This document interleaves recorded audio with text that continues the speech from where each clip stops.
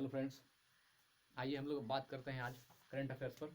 29 सितंबर का current affair देखिए, आज देखते हैं हम लोग क्या है। पहला क्वेश्चन, कोरोना महामारी में दुनिया का सबसे बड़ा चुनाव किस राज्य में होगा जहां मरीज भी वोट देंगे। कोरोना महामारी में दुनिया का सबसे बड़ा चुनाव किस राज्य में होगा जहां मरीज भी वोट देंगे। इसका सही आंसर क्या है? बिहार। कहां होगा? बिहार में। तो कोरोना महामारी में दुनिया का सबसे बड़ा चुनाव किस राज्य में हो रहा है? बिहार में, जहां मरीज भी वोट देंगे। ठीक है, अगला क्वेश्चन देखते हैं बाबू। ये तो हो गया, अब जान ही रहे हैं 3 चरणों में बिहार में चुनाव है। ठीक है, हाल ही में जो 3 चरण है वो 28, 3 और 7 नवंबर को है, और लास्ट में रिजल्ट जो है 10 नवंबर को है। तो ये बिहार चुनाव है, पहला दुनिया का सबसे बड़ा चुनाव जिसमें जो है राज्य का मरीज भी वोट देगा और जो लोग हैं तो वो तो देंगे। ठीक है, हाल ही में दो नंबर पर आते हैं। हाल ही में किस राज्य ने पाटा ग्रैंड अवार्ड 2020 जीता है? केरल ने। हाल ही में किस राज्य ने पाटा ग्रैंड अवार्ड जीता है? बाबू बता देना चाहेंगे, पाटा का फुल फॉर्म है पैसिफिक एशियन ट्रेवल्स एसोसिएशन। ये है पाटा का फुल फॉर्म। हाल ही में किस राज्य ने पाटा ग्रैंड अवार्ड 2020 जीता है? तो यह जीता है केरल ने। और यह भी बात है कि ये जो ग्रैंड ये है तो नेचर बाय ह्यूमन अभियान के तहत जो है ये पाटा ग्रैंड अवार्ड ये किया गया है नेचर बाय ह्यूमन। तो हाल ही में किस राज्य ने पाटा ग्रैंड अवार्ड 2020 जीता है? केरल ने। तो ह्यूमन बाय नेचर अभियान के तहत जो पाटा ग्रैंड अवार्ड दिया जाता है। ह्यूमन बाय नेचर एसोसिएशन कह सकते हैं, या उसके आयोजना द्वारा जो है आपको ये पाटा ग्रैंड अवार्ड दिया जाता है। और ये मिला है किसको? केरल को। तो केरल का हम बात करते हैं। केरल का सीएम तो जानते हैं आप लोग। केरल का मुख्यमंत्री कौन है? केरल का मुख्यमंत्री पिनराई विजयन। और यहाँ का गवर्नर, केरल का गवर्नर है आरिफ मोहम्मद खान। केरल का गवर्नर कौन है? आरिफ मोहम्मद खान। ठीक है, आगे बढ़ते हैं क्वेश्चन नंबर 3 में। हाल ही में 55वें ज्ञानपीठ पुरस्कार किसे सम्मानित किया गया? हाल ही में 55वें ज्ञानपीठ पुरस्कार किसे सम्मानित किया गया? आंसर है अक्षितम नंबूदरी को। अक्षितम नंबूदरी को 55वां ज्ञानपीठ पुरस्कार किसे सम्मानित किया गया? अक्षितम नंबूदरी को। बता दें, ज्ञानपीठ पुरस्कार जो है, ज्ञानपीठ पुरस्कार साहित्य की दुनिया का सबसे बड़ा पुरस्कार है ज्ञानपीठ पुरस्कार। और ये जो है किससे सम्मानित किया गया? किसको अभी हाल ही में? अक्षितम नंबूदरी को। ठीक, और क्या है कि ज्ञानपीठ पुरस्कार मिलता है उनको जो संविधान में 22 भाषाएं जो संविधान में जिनको रखी गई है 22 भाषाओं में, उनमें से किसी एक पर जो अच्छा साहित्य लिखता है उनको ये ज्ञानपीठ पुरस्कार से सम्मानित किया जाता है। और साथ ही बता दें, ये अक्षितम नंबूदरी जो है एक मलयालम कवि है, और मलयालम कवि है जो कि ये 6ठे नंबर पर ऐसे मलयालम कवि हैं जिनको कि ज्ञानपीठ पुरस्कार से सम्मानित किया गया। ये 6 नंबर पर है। पहला मलयालम कवि जो है उनको भी वह पहला जो ज्ञानपीठ पुरस्कार मिला है वह भी एक मलयालम कवि ही थे, और ये 6 नंबर पर है अक्षितम नंबूदरी जिनको ज्ञानपीठ पुरस्कार से सम्मानित किया गया 55वें ज्ञानपीठ पुरस्कार से। क्वेश्चन नंबर 4 पर आते हैं। हाल ही में किस बैंक ने सेफ पे सुविधा लॉन्च किया? हाल ही में किस बैंक ने सेफ पे सुविधा लॉन्च किया? IDFC First Bank. हाल ही में किस बैंक ने सेफ पे सुविधा को लॉन्च किया? IDFC First bank. आईडीएफसी का स्थापना जो है भाई, ये आईडीएफसी का स्थापना हुआ है अक्टूबर 2015 में। अक्टूबर 2015 में इसकी स्थापना हुई है, और इसके पहले ब्रांड एम्बेसडर जो है अमिताभ बच्चन थे। तो हाल ही में किस बैंक ने सेफ पे सुविधा लॉन्च किया? आईडीएफसी फर्स्ट बैंक ने। और इसकी स्थापना कब हुई थी? अक्टूबर 2015 में। इसके पहले ब्रांड एम्बेसडर कौन थे? अमिताभ बच्चन। ठीक है, T20 इंटरनेशनल आगे आते हैं। T20 इंटरनेशनल में 3000 रन बनाने वाले दूसरे महिला क्रिकेटर कौन बन गई है? तो T20 इंटरनेशनल में 3000 रन बनाने वाली दूसरी महिला क्रिकेटर कौन बन गई है? Stephanie Taylor.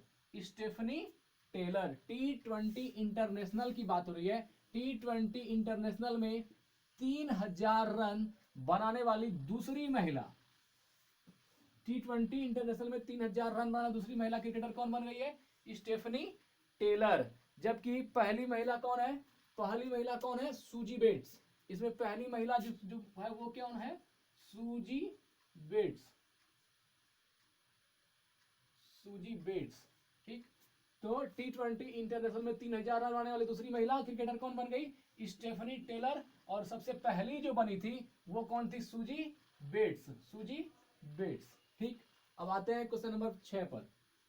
ये जो स्टेफनी टेलर है ये जमाइका की है। स्टेफनी टेलर जो है ये कहां से है? आप जमाइका, जमाइका एक कंट्री है, जमाइका, यहां से है स्टेफनी टेलर। और आप जानते होंगे जमाइका से एक वर्ल्ड फेमस प्लेयर और भी है जो है उसेन बोल्ट, सॉरी धावक है उसेन बोल्ट, वो भी कहां से है? जमाइका से। और ये स्टेफनी टेलर भी है, ये भी है जमाइका से, ठीक। हाल ही में भारत की पहली तट रक्षक अकादमी, हाल ही में भारत की पहली तट रक्षक अकादमी कहां खोली गई, कहां ओपन की गई? ये है मंगलुरु में। कहां पर? मंगलुरु में, कर्नाटक में। हाल ही में भारत की पहली तट रक्षक अकादमी कहां खोली गई? मंगलुरु, जो कहां है? कर्नाटक में। कर्नाटक के सीएम को तो आप जानते ही होंगे, कर्नाटक का सीएम है के पलानीस्वामी। और यहाँ के गवर्नर कौन है? यहाँ के गवर्नर है भाई वजुवाला। भाई वजुवाला यहाँ के गवर्नर कर्नाटक कौन है? भाई वजुवाला। और यहाँ के मुख्यमंत्री कौन है कर्नाटक के पलानीस्वामी, ठीक है। अब देखिए आगे बढ़ते हैं, क्वेश्चन नंबर 7 पर आते हैं।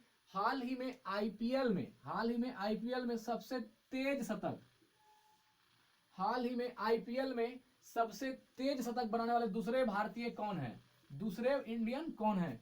हाल ही में आईपीएल में सबसे तेज शतक बनाने वाले दूसरे भारतीय कौन है? मयंक अग्रवाल। हाल ही में सबसे तेज शतक बनाने वाले दूसरे भारतीय कौन है? मयंक अग्रवाल। अगर दूसरे मयंक अग्रवाल हैं तो पहले कौन है? पहले हैं यूसुफ पठान। पहले आईपीएल में सबसे तेज शतक बनाने वाला पहला भारतीय कौन है? यूसुफ पठान है बाबू। और यूसुफ पठान जो है 37 बॉल में 1 सेंचुरी 100 रन बनाया था, जबकि इन्होंने मयंक अग्रवाल ने 47 बॉल में 100 रन बनाया था। और यूसुफ पठान ने 37 बॉल में ही 100 रन बनाया था। और हाल में एक क्वेश्चन आया था कि सचिन तेंदुलकर रिकॉर्ड जो है सबसे ज्यादा रन बनाकर किस प्लेयर ने आईपीएल में तोड़ा है? तो वो है केएल राहुल। केएल राहुल ने सचिन तेंदुलकर का रिकॉर्ड तोड़ दिया और आईपीएल में सबसे ज्यादा रन बनाने वाला प्लेयर हो गया। और यहां पर था हाल ही में आईपीएल में सबसे तेज शतक बनाने दूसरे भारतीय कौन है? मयंक अग्रवाल, ठीक है। पहले यूसुफ पठान। अब देखिए हाल ही में भारत के पहले चिकित्सा उपकरण पार्क, पहला चिकित्सा उपकरण पार्क का शिलान्यास कहां किया गया? चिकित्सा उपकरण पार्क शिलान्यास कहां किया गया? केरल में। हाल ही में भारत के पहले चिकित्सा उपकरण पार्क का शिलान्यास कहां किया गया? केरल में, ठीक। हाल ही में भारत के पहले चिकित्सा उपकरण पार्क का शिलान्यास कहां किया गया? केरल में। हाल ही में किस राज्य ने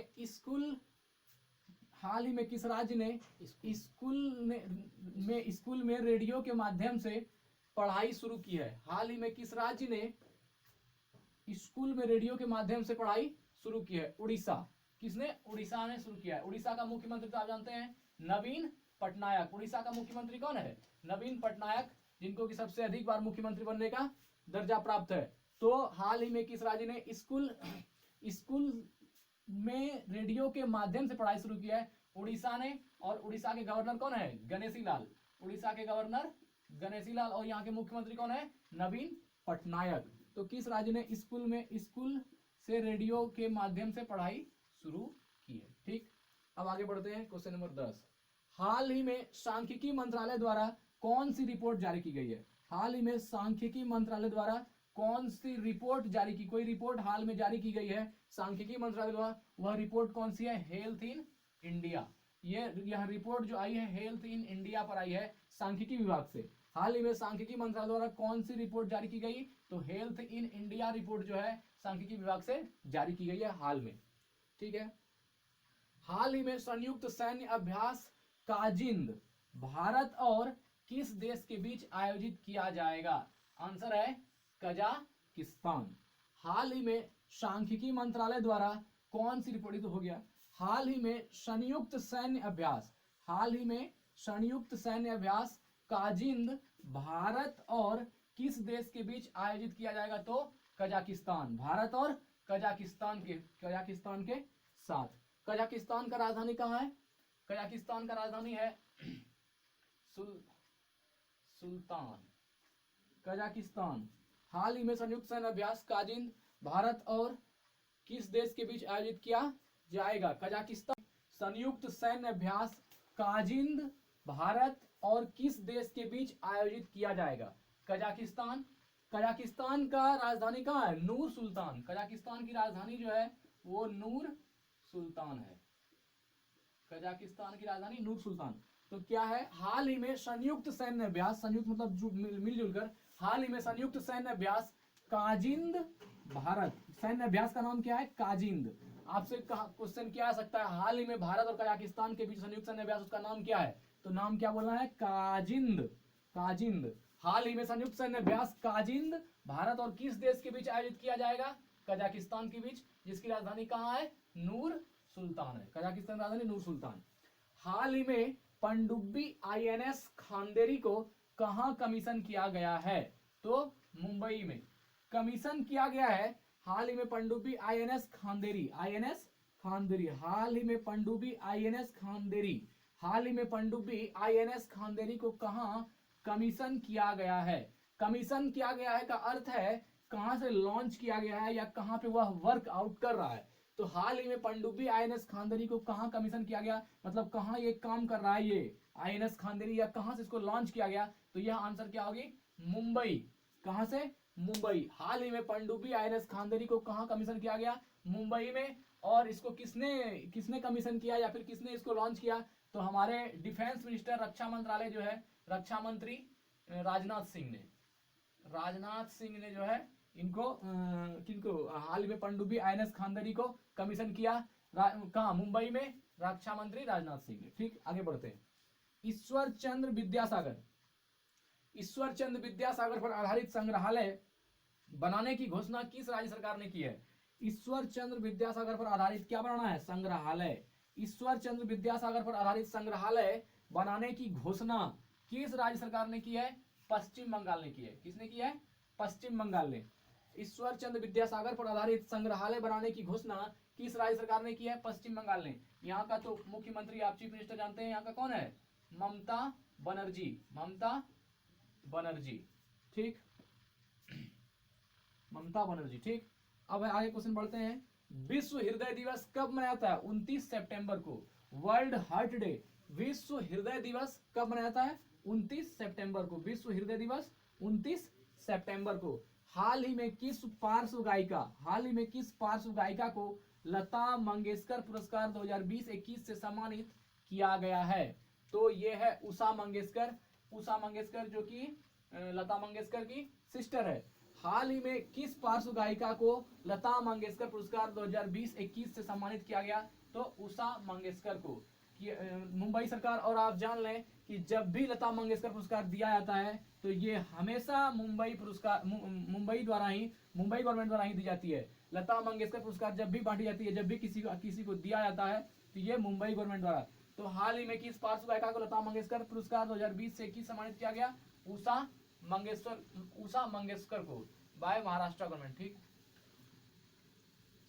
तो ठीक है, आज आप लोगों ने देखा आज का करंट अफेयर्स। फिर मिलते हैं अगली कक्षा में, अगले दिन अगले करंट अफेयर्स के साथ। धन्यवाद, स्वस्थ रहिए, बुजुर्गों का सेवा कीजिए। धन्यवाद।